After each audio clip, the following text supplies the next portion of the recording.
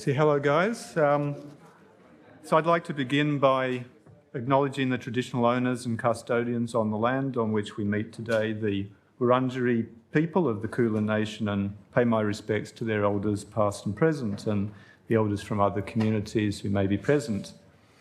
We're here today, though, to listen to a younger rather than an elder. That's Aaron Lun, a young scientist about to finish his PhD. Aaron was a top undergraduate student at the University of Sydney, where he studied molecular biology and genetics. When he came to the WEHI, I suggested that he work on the new technologies CHIA-PET and High-C for studying DNA interaction and chromatin structure. We thought at the time that these technologies might become bigger to WEHI quite quickly. That hasn't really happened, but that hasn't stopped Aaron from doing lots of great bioinformatics work. In fact, Aaron's been a marvellously productive student. He's been very easy to supervise because he has lots of original ideas which he's able to explain and implement without very much help. He's also an accomplished programmer. He's produced publicly available software packages to analyse CHIP-seq and High-C data. He's also made a big contribution to improving our software for RNA sequencers. He's going to take up a postdoc in John Marioni's lab. That's at the European Bioinformatics Institute in England. It'll tell you something about Aaron if I tell you that he didn't feel the need to apply anywhere else. He assumed quite justifiably that his first choice of lab would give him an offer. So today, Aaron's going to give you a quick tour of his work, looking for changes in DNA binding and chromatin structure between experimental conditions using CHIP-seq, High-C, and CHIA-PET. Aaron.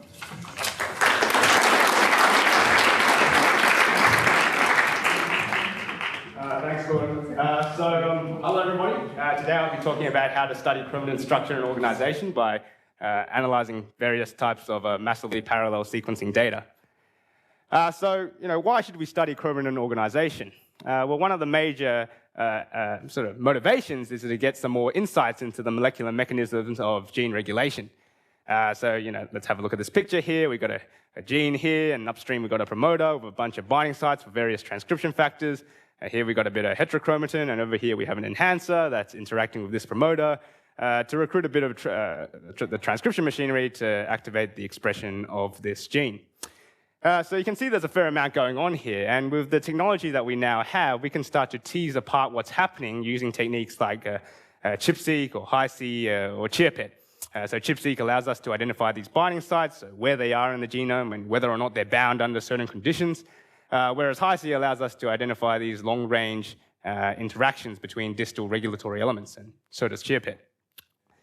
So all of these techniques generate raw sequencing data that we have to somehow process and analyze to get to some solid biological conclusions.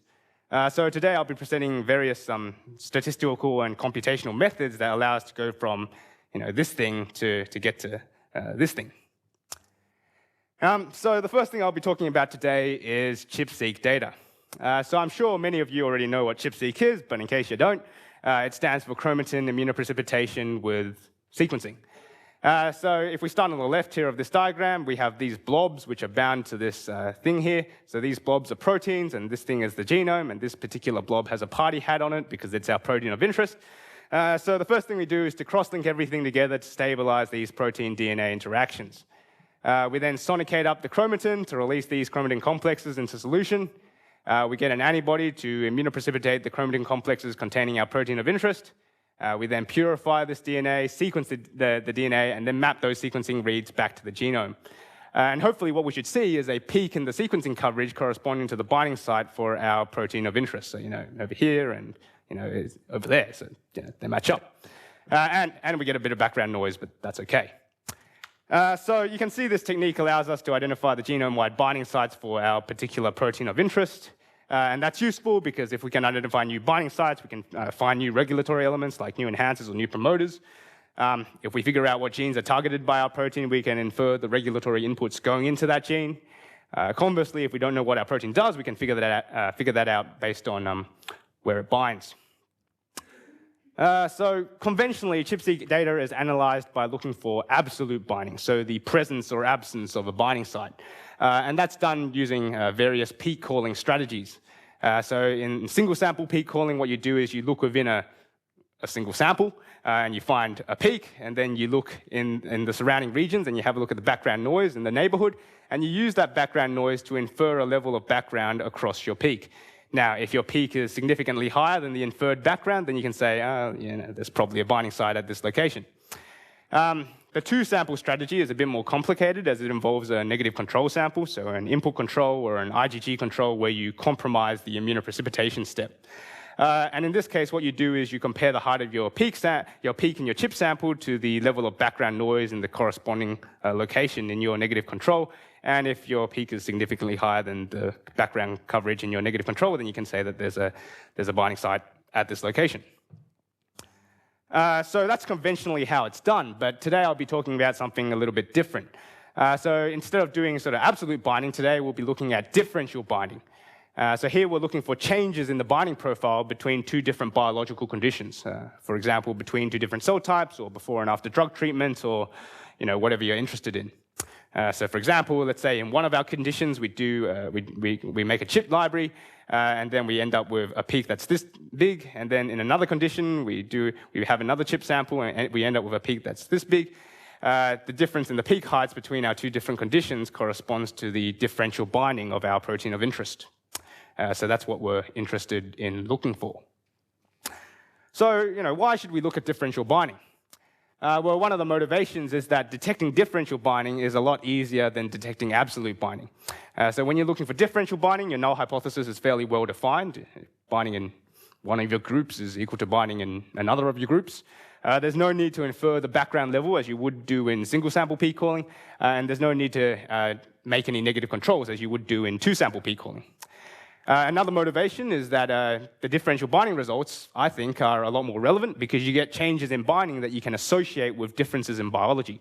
So you can start thinking of mechanisms for how one thing leads to the other and vice versa. Whereas it's generally a bit harder to evaluate the importance of an absolute binding site.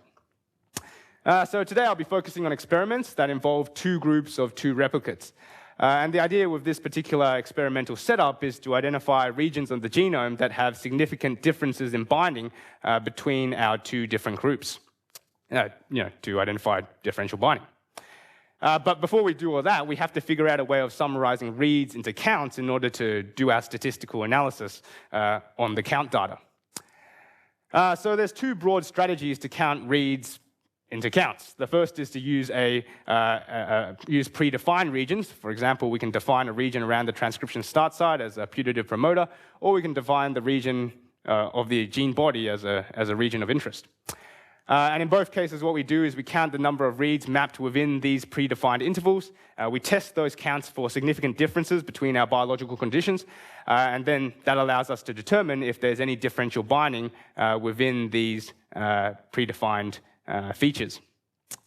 The second strategy is the de novo strategy, which doesn't involve defining your regions beforehand. For example, we can empirically call these peaks in the read coverage from the data to get these peak intervals, or we can slide windows or bins across the genome. And in both cases, we count the number of reads mapped within these peaks or windows or bins, and then we test those counts for differential binding to identify differentially bound regions. So for this talk, I'll be focusing mostly on de novo methods. So one of the advantages of using a de novo strategy is that you really minimize the number of assumptions you're making. So in particular, there's no need to assume that binding occurs at pre-specified locations in the genome. And that's particularly useful if your protein's poorly characterized because you don't want to make strong assumptions about where you expect it to bind. More generally, I think it allows you to discover new binding sites or new mechanisms or new signs that you wouldn't otherwise expect if you just looked within pre-specified intervals. Another advantage of de novo methods is that even when you do know what features you're interested in, the de novo strategies are better at looking for changes within those features. So for example, let's say we have a small differentially bound site or a small binding site in the middle of a very large gene. Now, if you were to count reads across the entire gene, stuff that happens at this specific site is going to get overshadowed by stuff that goes on in the rest of the gene. Whereas with de novo methods, you can isolate and analyze this site separately from the rest of the gene, which gives you a more faithful representation of what's happening at this specific site, which is probably the more interesting result. So from all that introductory stuff, you might have guessed that we're looking for a method that can do de novo detection of differentially bound regions. However, this isn't straightforward because this analysis involves two steps. The first is to identify the interesting regions because they haven't been pre-specified for us. And the second is to test those regions for differential binding. Now, both of these steps are done using the same data, so we need to take some care to avoid statistical problems from sort of double dipping into the same data set. We also got to address other issues like how do we normalize the data, how do we model biological variability, and how do we even interpret the results that we get at the end. So yeah, lots of questions. So to sort of deal with all these questions, we developed the CHIA software package. So CHIA stands for CHIP-seq analyses with windows, and the idea here is quite simple. We slide windows across the genome, and we test each window for differential binding to identify the differentially bound regions. So for the rest of this section of the talk, I'll be walking you through the various steps in the CHIA analysis pipeline that I've alluded to here. Okay, so to demonstrate how CHIA works, I'll be showing you some case studies using public data sets. So the first one involves the NFIA transcription factor, and here we're looking for changes in binding between mouse embryonic stem cells and terminal neurons. The second case study looks at H3K4 trimethylation and changes in marking between pro-B and mature B cells. And in both cases, we have two biological replicates for each of our cell types, so that's good. I should also add that I'm not just writing code for the sake of writing code. There's been a couple of CHIP-seq studies in WEHI that have been interested in looking at differential binding. So I've listed a couple that I've personally been involved in and that we've analyzed using CHIA. So really, CHIA is made in WEHI for WEHI, but obviously other people can use it too. So the first step in the CHIA analysis is to count reads into windows. So what I've done here is I've extended single-end reads to the average fragment length, so forward reads here are extended forward, and reverse reads here are extended backwards. So the idea is that each extended read represents the fragment from which that read was sequenced. We then count the number of overlaps between these extended reads and each window. So for example, this window here has 3 overlapping extended reads. We then slide the window to the next location on the genome. So this window here has 5 overlapping reads. This guy's got 6, 3, and so on until we cover the entire genome. So the choice of window size here is an important parameter. So for the transcription factor case study, I'm using small 10 base pair windows, and that allows me to preserve high spatial resolution to detect sharp transcription factor binding events. For the HistoMark case study, I'm using larger windows, so 150 base pair windows. And the use of larger windows just means I can count more reads and get more power to detect differential binding. The choice of 150 base pairs, by the way, is motivated by the fact that that's sort of the length of DNA in a nucleosome, and a nucleosome is the smallest relevant unit when you think about histones, so yeah, that makes sense. Okay, so we do this counting for each window in each library. So that gives us a count matrix that we can feed into our downstream statistical analyses. But before we do that, we have to normalize for library-specific biases. So one of the biases I'll be talking about today is composition bias. So this is introduced when we have genuine differences in binding between our libraries. So let's say we have a library 1, and we've got a bit of background noise, and we've got a binding site at this location that generates this peak here. Now, let's say we have another library where binding at this site is increased. So this results in a larger peak and differential binding when you compare it to the corresponding location in the first library. Now, that's all well and good, but because this peak is larger, more reads are spent in sequencing this peak, which means that there's fewer reads to go around for the rest of the genome. So less of the sequencing pie, as it were. This results in a suppressive effect that we call composition bias, whereby the coverage of the rest of the genome is reduced. And now, obviously, this isn't ideal because if you compare this region in the first library with the corresponding region in the second library, you'll see a difference in coverage that you might think was a difference in binding, but in fact, that's a spurious difference that's driven by this composition bias. So obviously, we don't want to detect these spurious differences, so what we do is we have to normalize out this bias. And we do this by effectively scaling the counts upwards in this second library so that there's no longer any systematic difference in the heights in the coverage of the background regions between our two libraries. So to show you an example of how this works, we can have a look at the NFYA dataset. So what I've done here is I've collected counts for 10 kilobase per genomic bin. So I've just partitioned the genome into 10 kilobase bins, and I've counted the number of reads into those bins for each library. And I've used these counts to construct a MA plot. So the M value here on the y-axis represents the log-fold change between the terminal neuron library and the embryonic stem cell library, whereas the A value on the x-axis represents the average log count per million across libraries. So if we have a look at the MA plot on the left, you'll notice a big blob of points. So this big blob corresponds to the bins that contain the background regions in the genome. Now, if you look carefully at this blob, you'll notice that it's centered slightly below 0. So that indicates that there's some systematic difference between the terminal neuron and the embryonic stem cell libraries across all of these background regions. So that's the composition bias that I was talking about on the previous slide. So we don't want this composition bias, so we have to normalize it. And we do this by computing a scaling factor, which is this red line here. And the effect of normalization can be visualized as taking this entire plot and shifting it upwards so that the red line now lies at m equals 0. Now, when you do that, this blob is also centered at 0, which means that we've eliminated the composition bias across our background regions, which is good. So that's one bias, but the other bias I'll also talk about is efficiency bias. So this is introduced when we have variability in the immunoprecipitation efficiency between our libraries. So let's say we have one library here, we've got a bit of background noise, but don't worry too much about that. And we've got a binding site at this location that generates a peak here. Now let's say we have another library where binding at this site is of exactly the same intensity. But for one reason or another, the immunoprecipitation in this second library is more efficient. So this results in a larger peak and a spurious difference in the peak heights between our two libraries that's unrelated to any actual change in binding. So this sort of spurious difference is what we call efficiency bias. So again, we don't want to detect these spurious technical differences, so we have to normalize out this bias. And we do that by effectively scaling the counts downward in the second library so that there's no longer any systematic difference in the heights of the peaks between our two libraries. So again, to show you how this works, we can have a look at the H3K4 trimethylation dataset. So what I've done here is I've collected counts of bins again, and I've used these counts to construct an MA plot. So this time, the M value represents the log-fold change between pro-B and mature B libraries, and again, the A value represents the log average count per million. The idea is that if you have a higher A value, that corresponds to a genomic region that is more heavily marked. So if we have a look at this MA plot on the left here, you'll notice, again, we've got a big blob of points. So these represent the background regions in the genome. We can ignore these for the time being. And you'll also notice a second fainter blob over here. So this blob occurs at a higher A value. So that corresponds to the sites of the genome that are marked by trimethylation. You also notice that this blob is centered slightly below 0.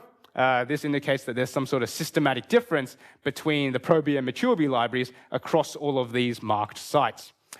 So that's the efficiency bias that I was talking about on the previous slide. So again, we don't want this. We want to get rid of this bias, so we do that by computing a scaling factor, which is this red line, and we shift the entire plot upwards so that this red line now lies at 0. And now when you do that, this blob is also centered at 0, which means that we've eliminated the efficiency bias across our marked sites, which is good. Okay, so now that we've done all the normalization, we can proceed to do some statistical modeling. For CHIP-seq, I'm modeling the counts using EDGAR's negative binomial framework. So for those of you who don't know, EDGAR is a software that was developed in WEHI to analyze RNA-seq data. But as I'll show later, it works pretty well for analyzing CHIP-seq data as well. So the negative binomial distribution is quite useful because it allows us to handle low discrete counts for each window, and that's usually what we get. And it also allows us to model variability between biological replicates to account for biological variability. So to explain how this works, we can have a look at the mean variance relationship for this model. So given that you have a count y for a particular window, the variance of that count across your replicates is equal to this expression on the right here. So mu is the true mean of counts, phi is the negative binomial dispersion, and sigma squared is the quasi-likelihood dispersion. So the negative binomial dispersion allows us to model variability between our replicates, whereas the quasi-likelihood dispersion allows us to model variability in the negative binomial dispersion. So sort of like variability of the variability, as it were. Today I'll focus mostly on the negative binomial dispersion, just for the sake of simplicity, but both of these parameters are quite important in our statistical model. Okay, so if there's an increase in the variability of y between our replicates, that's going to be modeled in our framework by an increase in the estimate of phi on the right-hand side. And the idea is that if there's an increase in the negative binomial dispersion, that results in a decrease of the significance of any differential binding results that you might find. And that makes sense because as your data becomes more variable, the significance of your results should decrease. So that's entirely appropriate. So this is what the dispersion estimates look like for some real data. I should point out here that we're not estimating the dispersion separately for each window. Instead, we fit a trend across windows. And that allows us to stabilize the estimates by sharing information between windows. And when you have more stable estimates, you have more reliable analyses and more reliable results. This is what the trend looks like for the NFYA dataset. So on the y-axis is the negative binomial dispersion, and on the x-axis is the average log count per million. And you can see that as the average log count per million of each window increases, we have a nice downward sloping trend in the negative binomial dispersion, and it plateaus off towards the right. Similar sort of case for the trimethylation dataset. We have a bit of a bump here, but otherwise it slopes downward, and then it starts to plateau off towards the right. So in both of these cases, the dispersions are quite small, which indicates that our replicates are quite tight, which is good. And these trends are also quite similar to the trends that we see from analyzing RNA-seq data. And that suggests to me that it's okay to analyze CHIP-seq counts in the same way that we analyze RNA-seq counts, which is pretty convenient because it saves me writing more software. So, that's all the modeling, but what about the real question, which is how do we detect differential binding?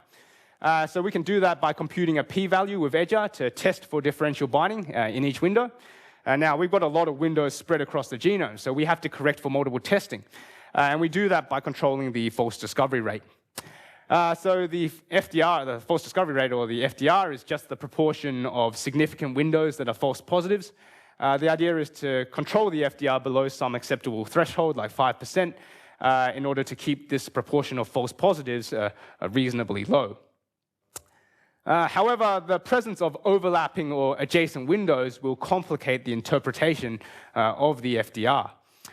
So let's say we have a toy example where we've got two binding sites. So one binding site here that is differentially bound, and another binding site that is not differentially bound. Now, let's say we do a sliding window analysis, and so using Seesaw, we do a sliding window analysis, and we end up detecting 20 windows as being significantly differentially bound. So 18 windows here, and 2 windows here. Now, you can see these 2 windows are false positives because they've been detected as being differentially bound, but they're not actually differentially bound. So if we try to compute the FDR, we'll notice that we have 2 false positives out of a total of 20 windows, so that's an FDR of 10%. However, if we were to interpret the results in terms of regions, then you'll notice that this cluster of windows here forms one region, these 2 windows here form another region. This region here is a false positive because it's not actually differentially bound. So our FDR becomes 50% because we have 1 false positive out of a total of 2 regions. So you can see that depending on whether we interpret the results in terms of windows or in terms of regions, we get quite different values for the FDR. So which one is right? Well, that really depends on how you want to interpret your results. So for CHIP-seq analyses, we usually get results in terms of a list of regions. In this case, we get results in terms of a list of putative differentially bound regions. And that makes sense because remember, we're looking for differentially bound regions, not differentially bound windows per se. And now, if you're going to get your results in terms of a list of regions, then the FDR across regions is going to be a lot more relevant because this value will tell you the proportion of entries in this list that are likely to be false positives. In contrast, the FDR across windows has no meaning here because your results are in terms of regions and the FDR is computed across windows and they don't really match up. And in fact, at worst, it can be quite misleading. So if you cast your mind back to the toy example from the previous slide, the FDR across windows is 10%, whereas the FDR across regions is 50%. Now, if you're going to interpret your results in terms of regions, then the 50% value is the relevant value here. However, if you accidentally look at the 10% value, you end up underestimating the number of false positives in your final results. And if you do that, you're going to compromise your biological conclusions and your validation efficiency and really anything else you want to do with your results. So that's the toy example, but what happens on real data? Does the difference between these two have an effect on real data? So to check this out, what I did was I controlled the FDR across windows or across regions at 5%, and I counted the number of differentially bound sites that were detected in each of our case studies. So for the NFYA case study, if you fix the window FDR at 5%, you get about 4,000 sites, whereas if you fix the region FDR at 5%, you get about 3,000 sites. For the trimethylation case study, for the window FDR, we get about 35,000 sites, and for the region FDR, we get around about 11,000 sites. So you can see that the choice of FDR really does affect the results of real data analyses. So that makes it especially important that you pick the right one for your analysis. So I guess the moral of the story here is that you really need to match the interpretation of your results with the choice of FDR. Now, given that it makes sense to interpret the results in terms of regions, it also makes sense for us to try to control the FDR across regions. And indeed, that's what Seesaw is designed to do. Okay, so that's all the statistical stuff. Now we can have a look at some fancy pictures. So here's an example of differential binding for the NFYA case study. So the top two tracks here represent coverage in embryonic stem cells, and the bottom two tracks represent coverage in terminal neurons. So you can see that there's a lot more coverage in the embryonic stem cells compared to the terminal neurons. So this is a pretty good example of a differentially bound site that's more bound in the embryonic stem cells compared to the terminal neurons. As a bit of trivia, the blue stuff here corresponds to forward strand coverage, whereas the red stuff corresponds to the reverse strand coverage. So you can see there's some nice strand bimodality where we've got a forward strand subpeak and a reverse strand subpeak on the right. So this sort of strand bimodality is quite characteristic of a transcription factor binding site when you see it in CHIP-seq data. So that's good. And for anyone who's interested, this differential binding event occurs in the middle of this PST-PIP2 intron. So that might be something interesting for someone to follow up. So here's another example that's a bit more complicated. So here we're looking at the trimethylation data set. So the top two tracks represent coverage in the mature B cells, whereas the bottom two tracks represent coverage in the pro B cells. So you can see that if we start on the right here, we've got there's marking everywhere. As we move towards the left, marking drops off in the pro Bs, but stays, there's still a bit of marking in the mature Bs. Whereas if we move even further towards the left, you can see that it's dropped off more or less completely in the mature Bs, but then it picks up again in the pro Bs. So this is an example of a complex differential binding event where we have multiple changes happening in multiple directions. As to what this means, again, we can have a look at the annotation around these sites. So this blob of marking in everyone corresponds to a CPG island. The drop-off in the pro Bs corresponds to this MIR repeat, whereas the drop-off in the mature Bs corresponds to this L1 M5 repeat. And everything is happening in the first intron of this CANS L1L gene. So yeah, that might be something interesting for someone else to follow up. Okay, so to summarize this section, I've presented a pipeline that allows us to identify differential binding in CHIP-seq data. And to do this, we use a de novo strategy, which avoids making too many assumptions and really lets the data speak for itself. I've shown you the need to normalize for various biases, like composition and efficiency biases. We need to account for biological variability in our statistical model. And finally, we need to choose the FDR that matches how we're going to interpret our results.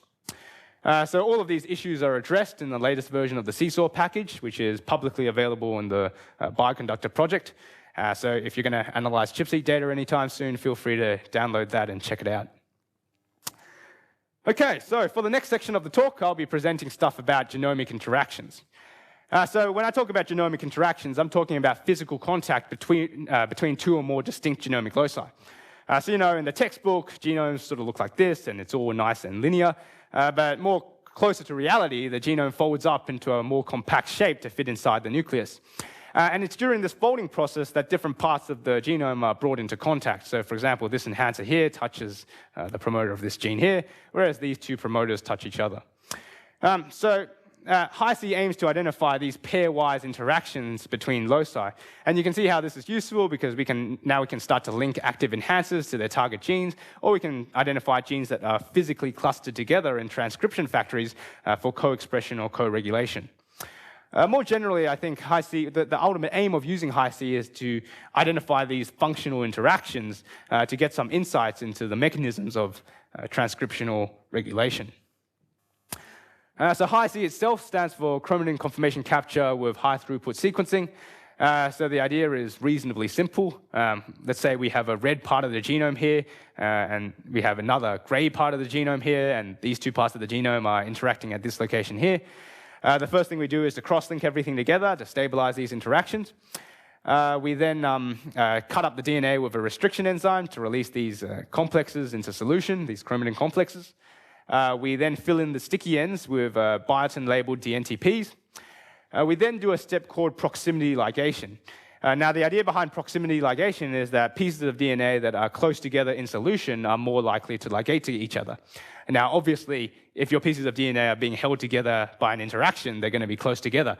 So hopefully what we should get is a situation like this, where pieces of DNA in the same complex ligate to each other like this. We then shear the DNA and pull down the pieces of DNA that contain these ligation junctions. So we pull down these guys. And then we do paired end sequencing on these guys. So if we sequence one read from the red end, and we sequence one read from the gray end, and we map those two reads back to the genome, so the read from the red end maps somewhere here, and the read from the gray end maps somewhere there, we can say there's one read here, there's one read here, therefore there's an interaction between these two sites in the genome. And in this manner, we can identify interacting pairs of genomic loci. So conventionally, Hi-C data is analyzed by looking for significant interactions. However, that's quite tricky to do because it's not clear, either from a statistical or biological perspective, what a significant interaction really is. The other approach is to try to reconstruct the three-dimensional chromosome structure from the contact frequencies of the raw Hi-C data. But again, that's quite difficult because the three-dimensional modeling is quite messy and involves a lot of assumptions. So instead, what we decided to do was to look for changes in the interaction intensities between different biological conditions. So just like we did differential binding for CHIP-seq, we're looking for differential interactions for Hi-C. So one of the motivations for doing this is, again, it's statistically easier. The null hypothesis here is quite well defined, and we don't have to make a lot of assumptions to get the ball rolling. Another motivation is that it's more relevant because you can get differential interactions that you can associate with biological differences. So you can start thinking of mechanisms for how this thing leads to that or vice versa. So this differential interaction analysis strategy is implemented in the diffic software package that we developed at WEHI. So for the rest of this section of the talk, I'll be walking you through the various steps of the diffic analysis. And I'll be doing this with a couple of public case studies again. So the first one looks at mouse neural stem cells and the effect of knocking out cohesin on the chromatin conformation. Whereas the second one looks at prostate epithelial cell line and looks at how the chromatin conformation changes upon overexpressing the ERG protein compared to a GFP control. And in both of these cases, we have two biological replicates for each condition. So the first thing we have to do for Hi-C data is to map the reads to the genome. However, this is somewhat complicated by the presence of chimeric reads. So chimeras are formed when you sequence over the ligation junction. So for example, this read is a chimera because it's sequenced over this ligation junction here. So you can see the 5' end of this read, is derived from this red part of the genome, whereas the 3' end of this read is derived from this gray part of the genome. So to align these reads properly, what we have to do is we have to split the read at this junction to generate two different segments, and then align each segment separately to the genome. So hopefully we should end up with something like this. And now we can do this splitting procedure because we know the sequence of the read around the junction. In particular, the sort of signature sequence around this ligation junction is this thing here. And that's based on the fact that we're ligating filled-in sticky ends after a Hindi-3 digestion. So all we have to do is to search each read for this signature sequence. Where we find the signature, we split it into 2 segments, and then we align each segment separately to the genome. So the 5' segment will align somewhere here, whereas the 3' segment will align somewhere here. And in this manner, we can properly align these chimeric reads to the genome. So after we align the reads, we have to figure out a way of summarizing the read pairs into counts in order to do our statistical analysis. So in diffhic, we represent interactions by pairs of genomic bins. So the idea is to count the number of read pairs that map between bins in each bin pair. So to explain what all that meant, we can have a look at this diagram here. So on the x-axis, we have a segment of chromosome 1. And on the y-axis, we have a slightly different segment of chromosome 1. What I've done is I've partitioned the genome into 1 megabase bins, which is represented by these vertical and horizontal blue lines.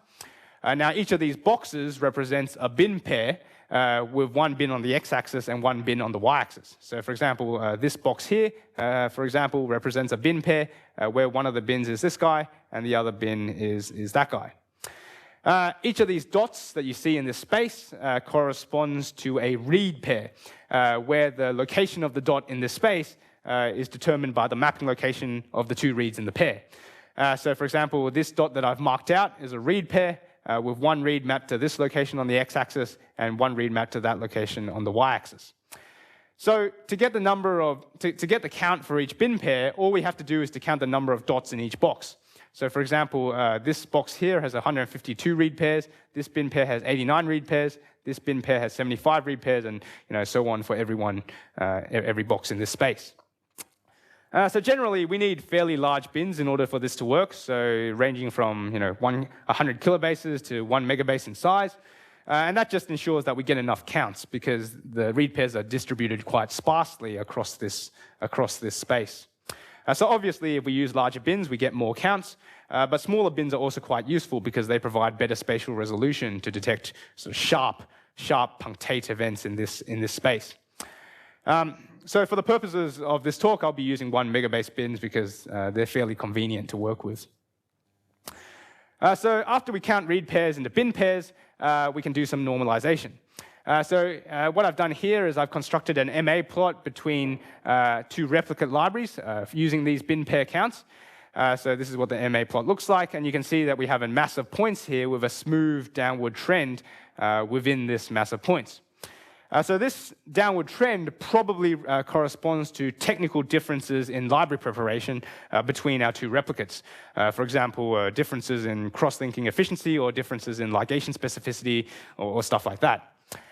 So we're not really interested in these sort of technical differences between libraries. So we have to normalize, we have to try to remove this trend so that it doesn't affect our downstream statistical analyses. However, you can see that unlike the case with CHIP-seq, simple scaling methods won't work because no matter how much you scale, no matter how much you shift the plot up or down, you're not going to get rid of this trend. So instead, what we have to do is we have to use nonlinear normalization strategies.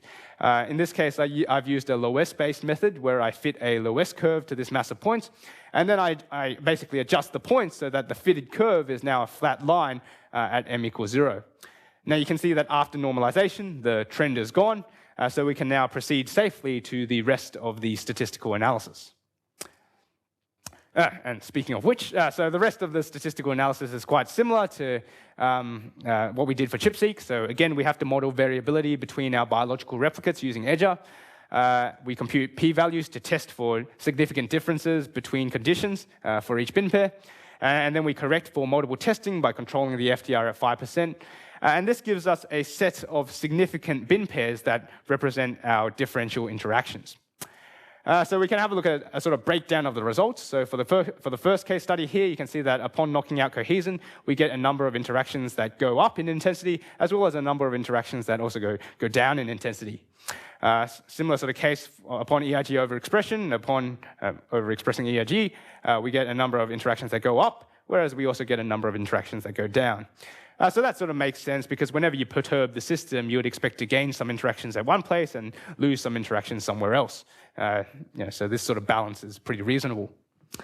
You also notice that the vast majority of interactions that we detect are intrachromosomal.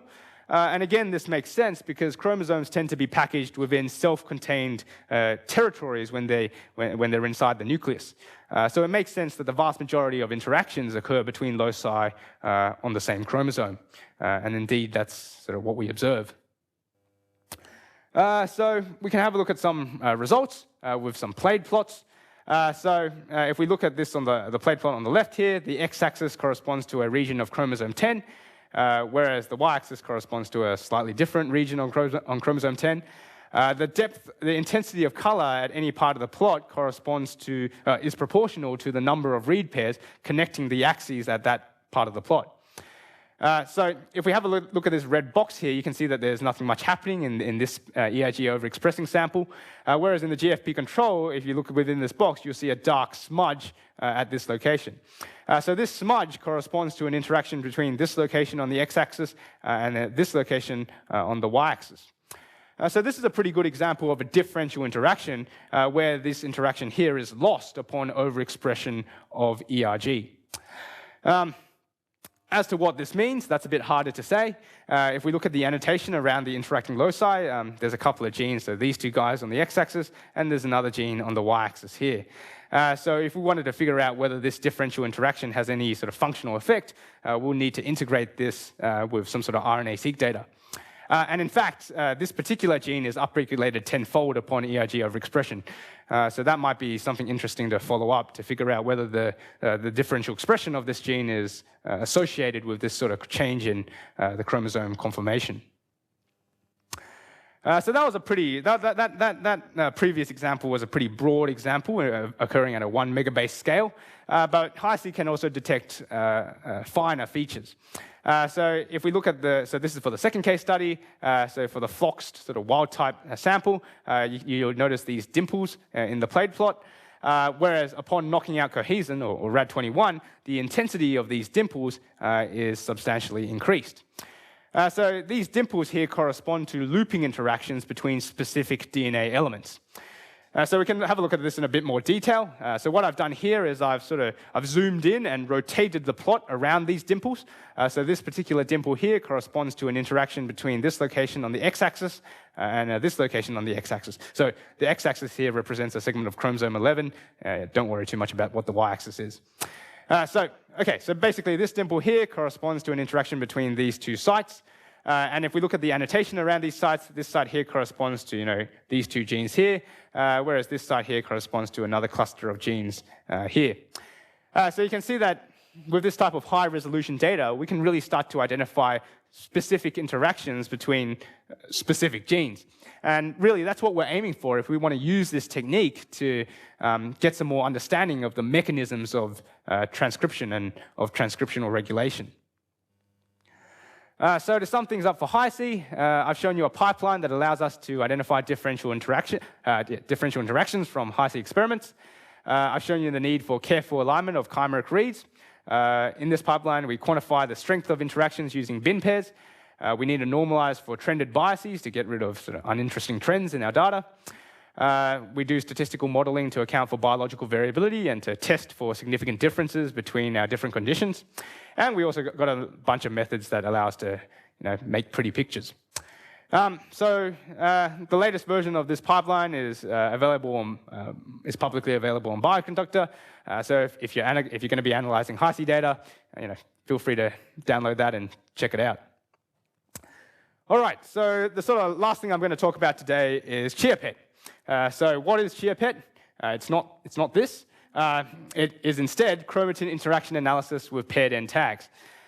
So the idea with ChIA-PET is to identify physical interactions between genomic loci, just like Hi-C.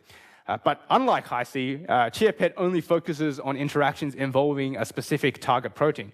So, if we've got a situation here where we've got a bunch of interactions involving a bunch of different proteins, ChIA-PET will only report the interactions involving your protein of interest, which in this case are these circly things here. So you can see that ChIA-PET is sort of like a cross between CHIP-seq and Hi-seq. So CHIP-seq gives you the binding sites for your target protein, whereas Hi-seq gives you the interactions between your genomic loci, whereas ChIA-PET gives you the interactions between your binding sites. But the aim of ChIA-PET is quite similar to the aim of Hi-seq in that we want to identify enhancer-promoter contacts, gene-gene interactions, and sort of other functional contacts in the genome. So here's how ChIA-PET works. So let's say we're interested in some protein X. So we've got a red part of the genome here interacting with a gray part of the genome here, and these interactions are mediated or they involve various proteins. So one protein here, another protein here, and another protein there. So the first thing we do is to cross-link everything together to stabilize these interactions. We then shear the chromatin to release these chromatin complexes into solution. We pull down the complexes that contain our protein of interest, in this case X. We get an antibody against that. We then aliquot this pull down into two separate portions. So in the first portion, we ligate linker A to the ends of all the DNA, whereas in the second portion, we ligate linker B to the ends of all the DNA. We then mix the two portions together and then do a proximity ligation step, just like we did for Hi-seq. We then cleave the DNA with the MME1 restriction enzyme, and this releases these fragments of DNA that we can then go on to sequence. For sequencing, we do paired end sequencing. So we sequence one read from this end and one read from that end, and we map those back to the genome. So the read from this end maps somewhere here maybe, whereas the read from this end maps somewhere there. So we can say there's one read here, therefore there's an interaction between these two sites, and this interaction involves our protein X. We also get the identity of the linkers in this, so whether they're linker AA or BB or AB, and that'll be important later on. So the aim of the ChIA-PET data analysis is to identify specific interactions, so interactions that are driven by genuine biology. And that's distinct from non-specific interactions that are technical artifacts caused by random ligation between different chromatin complexes. So to do this analysis, what we do first is we call peaks in the read coverage, just like we would do for ChIP-seq, and then we count the number of read pairs connecting any two peaks in the genome. And that basically allows us to quantify the strength of interactions between two binding sites. We then separate this count for each interaction into a count for homolinkers and a count for heterolinkers. And the idea here is to quantify the degree of non-specific ligation for each interaction. So if you see a homolinker in your data, that may or may not be due to a specific ligation. So for example, this homolinker here is formed by specific ligation between two pieces of DNA in the same complex, whereas this homolinker is formed by non-specific ligation between two pieces of DNA in different complexes. Whereas if you see a heterolinker, that must be due to non-specific ligation, because in theory at least, all pieces of DNA within the same complex are ligated to the same linker.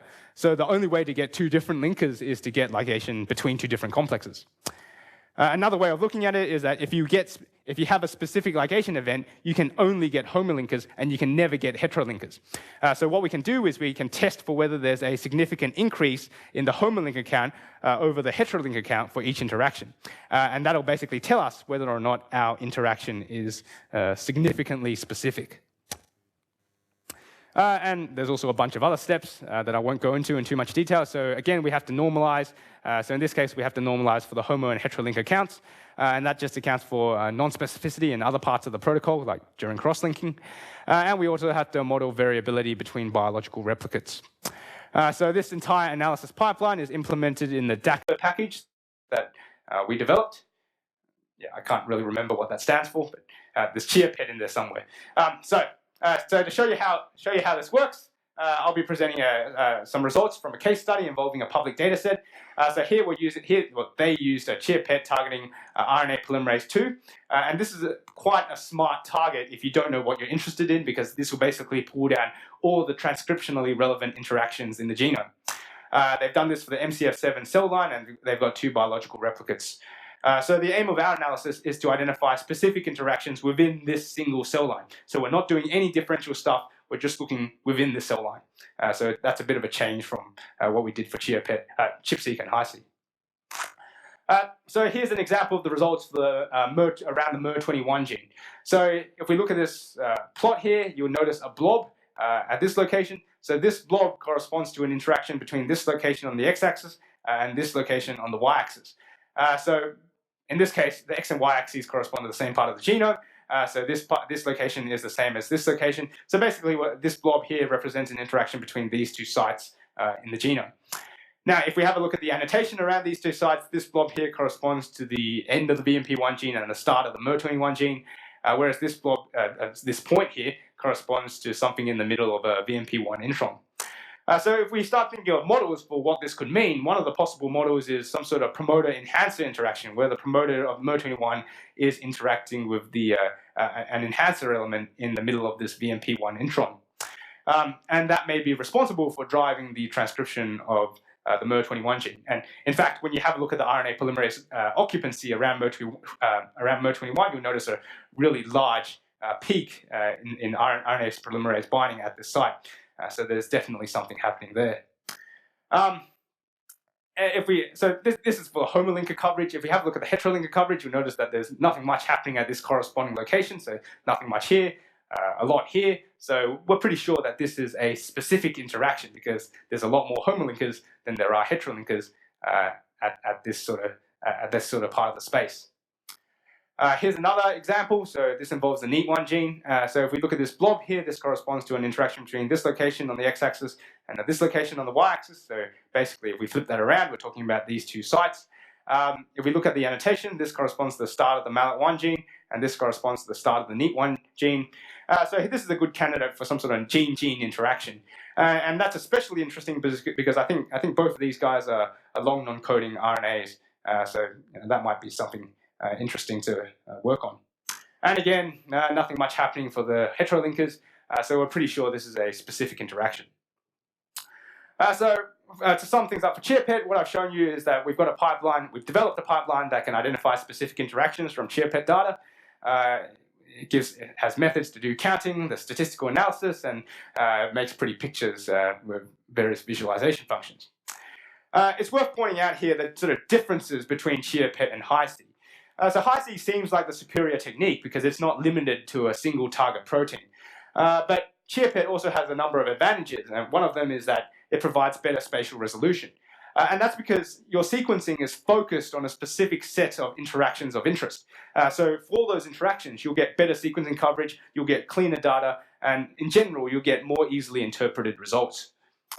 So really, the choice between these two techniques depends on your research question and whether or not you're willing to sacrifice some scope in order to improve the resolution of your final results.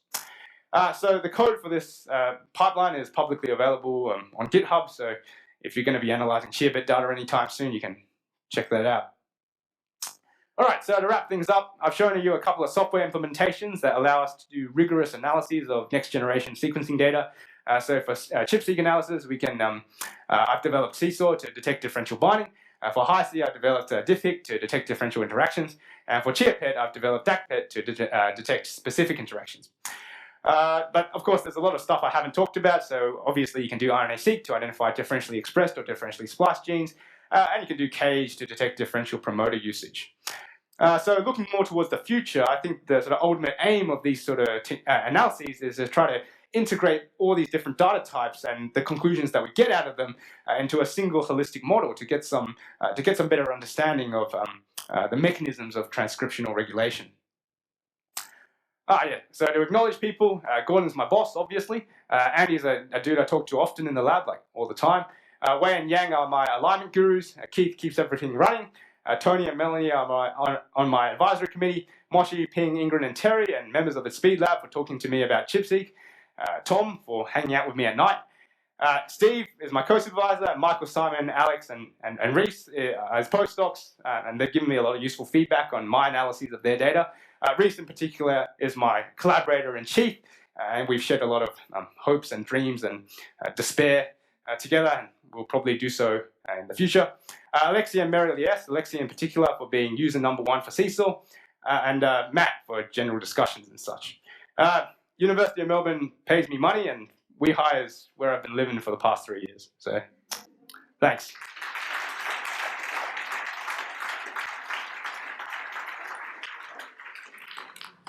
Final question? No. Yes. So with ChIA-PET data on the public in CSA genome browser, they have several tracks, so we can look at. Yep. So with your method, can you generate similar tracks? Well, I mean, that's just that. Well, yeah, I guess we can. It's a visualization problem that I usually don't like generating those tracks because when in regions of really high read coverage, because they report each read pair. If I'm thinking about the same thing that you're thinking about, they usually report each read pair separately. So if you have anywhere with really high coverage, you'll get a track that's this big, and I don't think that's easy to interpret. So I use. For my personal applications, whenever I'm looking at the data, I prefer looking at those sort of plaid plots with sort of two-dimensional plots because that gives me a better representation of whether there's an interaction at that specific location. So yeah, I mean, for those sort of, because they usually report things in one dimension. So if you have a really long interaction, an interaction that occurs at a quite long range, you end up having one read here, stretching out all the way over there, and there's not much information in between. So in general, I don't think the UCSC visualization is very intelligent, but that's just what I think. Another question? Is there a problem with reconciling the composition bias and efficiency bias? Oh, yes, I was wondering who would ask me that. Yes, yes and no, yes and no, yes and no. Yes, in that you have to pick which one you want to normalize. Because if you compute a scaling factor, you can't, there's two different scaling factors there, so you have to pick one or the other, so you can't use both of them. So yes, in that you do have to make a choice, but no, in that one of the choices is usually the intelligent choice and the other one's usually pretty stupid, right? So, if you, I mean, okay, it depends on your biological problem, as I'm sure you know, because I talked to you about this. If you expect binding to be constant if you don't expect a systematic difference in binding between your two conditions, then normalizing for efficiency bias is the way to go. Because if there is a systematic difference, that's likely to be due to differences in immunoprecipitation efficiency. Whereas if you do expect a systematic difference, for example, in one of your conditions, your protein of interest is down-regulated tenfold or something, then it doesn't make sense to normalize for efficiency bias because then you eliminate the sort of systematic difference in binding that you would expect from between your two different conditions. So yes and no is the answer to that. Any more questions? We're just coming up to just clicking over. Oh, okay. 4 o'clock. Okay, so it's that time. Let's thank Aaron for